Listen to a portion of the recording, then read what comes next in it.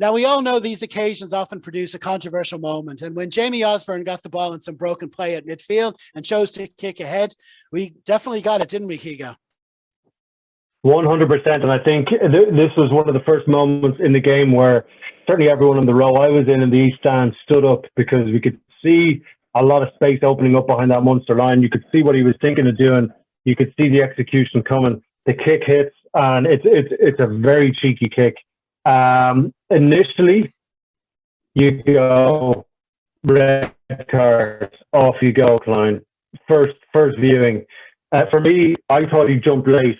Now, again, this is from 100 meters away. I thought he jumped late, but I also understand that he has to jump. So I'm kind of going, well, you know, if you're looking at it as a neutral, he didn't take care of the opposing player. He had to challenge for the ball, but he made a bad decision as a professional player. So you kind of go, right, I think a yellow might have been the right call here. I think the issue here is, do we think he was thinking and said, I'm going to jump late knowing that I'm going to make contact with the player? I don't think there's malice there. I don't think there was malice in either of the yellow cards, which I'm sure we'll talk about. But I just think it was a stupid mistake. And you know what I mean? As much as I want them all to be sent off, I think a yellow card was probably a fair reaction there. I don't know what you guys think on that. Tom? Yeah, no, I do agree. Again, yeah, it did look worse initially on the first viewing, and this was one of these. You know, this was the main talking point after the game that sort of split the fans into their respective provincial camps. You know, on one extreme you had some Munster fans saying that Osborne should have got a yellow carded for taking the guy out in the air. Now, you know, they have to forget he went off with a HIA. Yeah, he went off with a HIA and never came back on. That's not real, is it? Nobody said that. No, yes, was said. Yeah, that was said. That was said. Oh.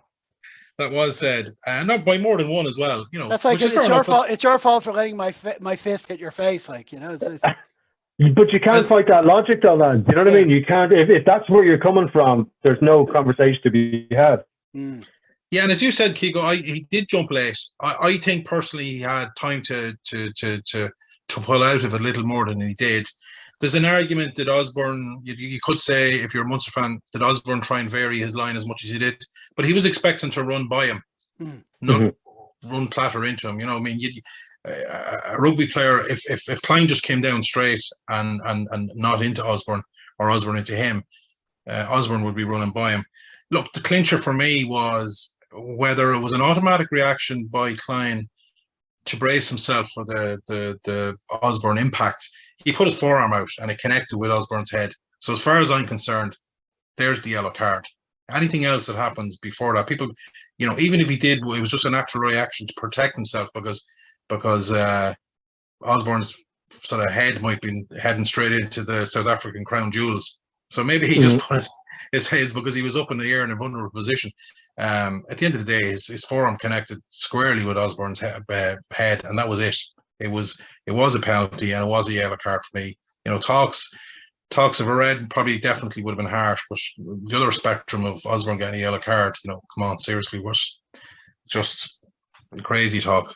Okay, I'm gonna jump in now and give a case for Team Red, if nobody minds. Now, usually I try to be as fair as I can, especially with this particular match, with these particular oppositions, and all this kind of stuff. But like everyone says, it looked horrible live. It looked really bad live, and I do get that. But I didn't get to see the replays until afterwards, and there was the heat of the moment, and everything. So, but since then I've looked at it, and it was one of those unusual situations where I think Jamie Osborne saw who was facing him, saw who he had to kick over, and I thought he changed where he was kicking it after he saw it. I think he had time, and he kicked it in a slightly different direction past Kleyn. Kleyn was jumping where he thought the ball was going to go. It didn't, but it was still. You have to take ownership of those jumps. If you're going to commit to trying to block down, if you're going to commit to going for a player who's catching the ball or anything like that, when you have to own what happens after it. That's where I'm coming from on this safety issue. I thought that he it looked like he was jumping for a ball, but it wasn't the ball that ended up going by him. You know, the way the referee saw out of it was a genuine attempt to block the ball. But, well, it was a genuine attempt, but that doesn't mean it was a good attempt, because the ball literally went by him. He didn't block it. It wasn't a good block at all, because it actually missed him. So if you're going to commit to that, you've got to, like I say, you've got to own what happens afterwards. Now, if he jumps and misses the player altogether and nothing happens, well, then we go on and we're not even having the conversation. But the fact is, he took the risk and it did hit him. And like Tom said, it clocked him. It was the elbow in the head. And we're talking about the safety issue and the protection issue. We're trying to prevent situations like this, where if you think there's a chance of it going wrong like this, don't go for it. Don't attempt for the jump. So I definitely think there was a case for red. I'm not saying at the time I thought it was nailed on red, but I never walked down. I certainly didn't walk down for there to be a yellow the other way. But I thought that there was definitely a case simply from the contact, not because Osborne had to go off. I don't agree with that. I think once you make contact with the head, it doesn't matter what happens with the player. That's where the decision has to be made. It doesn't matter what the actual outcome is for the player, for me. But I still think there was a case for a red card. That's sorry, Keego. I think when I summed it up, I think it was a lazy and a tired attempt. I agree with Keego. It wasn't cynical. And I was only looking back at the stats. I didn't not that I watch every single Munster game, but Jan Kleyn, because of injuries, played every game so far this season, and he's played a lot of minutes. And I had mentioned early on in the game, I think when Scott Penny scored that try, he fell off Keelan Doris very easily. So this is a guy that hasn't been able to be rotated out of the Munster squad as much as maybe he should. And, you know, he's the other side of 30, I think. I just think he's a guy that's had a lot of minutes racked up already.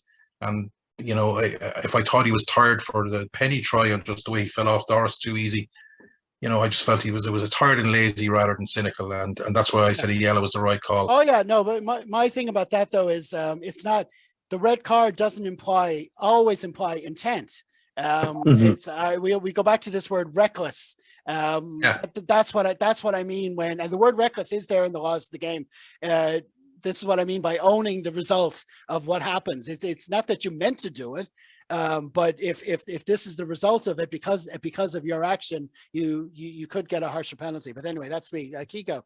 Yeah, I was just going to say, I get what you're saying, Jeff, in terms of the possibility of a red. But the issue then is if that red is given and a precedent is set at that point, that means no one challenges for a ball, and we don't want that out of the game either.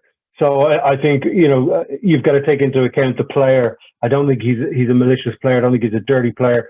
I think the skill of the play took him off guard. I think Tom's right. I think the whole team was knackered, and I think they kind of saw what was about to unfold if this play continued. And he threw himself up in the air, 6'6" of him, hoping that some part of him would hit that ball. It never happened. And once he's in the air at whatever he is, 19 stone, it's very difficult for him to control himself wherever he's going after that. And Osborne was just in the wrong spot. And listen, player welfare is 100% the most important thing. But that's got to be balanced with, I want to see people challenging for balls. I want to see people challenging for box kicks and all of this sort of stuff. So if we start giving reds for this, when, okay, hopefully Jamie Osborne's okay. But if we give reds here and start giving reds from here out, no one challenges for a ball ever. And I don't know if we want to go in that direction either. But I get what you're saying. Yeah, we'll see what happens. We'll see what happens with the deciding commissioner, because you know, it'll be a couple of days for them to look at it. I know Leo wasn't impressed apparently after the match. They were saying so. We'll see how that all dies down. I think maybe on the back of Ryan Baird the previous week as well. I think Leinster probably feel there's a cumulative thing there with some of the players getting injured. You know, like that. And I think, you know, some section of the media or maybe Munster fans would take Leo's complaining as a little bit rich, but I think it's just a cumulative thing from the Sharks game on a couple of players.